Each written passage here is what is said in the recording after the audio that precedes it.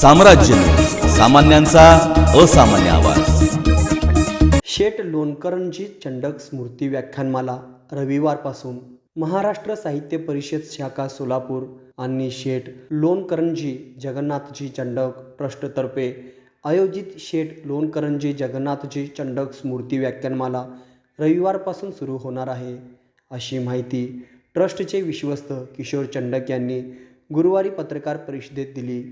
17, 18 आणि 19 रोजी दररोज सायंकाळी ठीक 6 वाजता हिराचंद नेमचंद वाचनालयाच्या एम्पी थिएटरमध्ये ही व्याख्यानमाला चालणार आहे।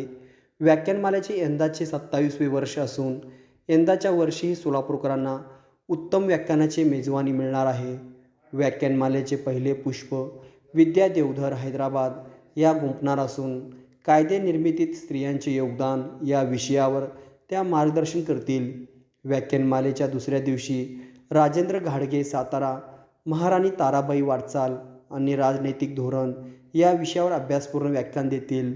कवी आणि अभ्यासक गोविंद काळे यांच्या पुण्यश्लोक अहिल्यादेवी होळकर यांचे प्रशासन या विषयावरील मार्गदर्शनाने शेठ लोणकरंजी जगन्नाथजी चंडक स्मृती व्याख्यानमालेचा समारोप होणार आहे।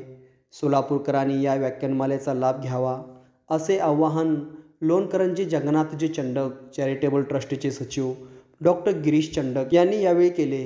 या पत्रकार परिषदेस लोणकरंजी जगन्नाथजी चंडक चॅरिटेबल ट्रस्टचे सचिव डॉक्टर गिरीश चंडक, विश्वस्त किशोर चंडक, महाराष्ट्र साहित्य परिषद सोलापूर शाखेच्या अध्यक्षा डॉक्टर श्रुतीश्री वडकबाळकर, उपाध्यक्ष दत्ता सुरवसे, प्रमुख कार्यवाह मारुती कटकधोंड, कार्यवाह राजेंद्र भोसले, कार्यकारिणी सदस्य ॲडव्होकेट जे कुलकर्णी आदी उपस्थित होते।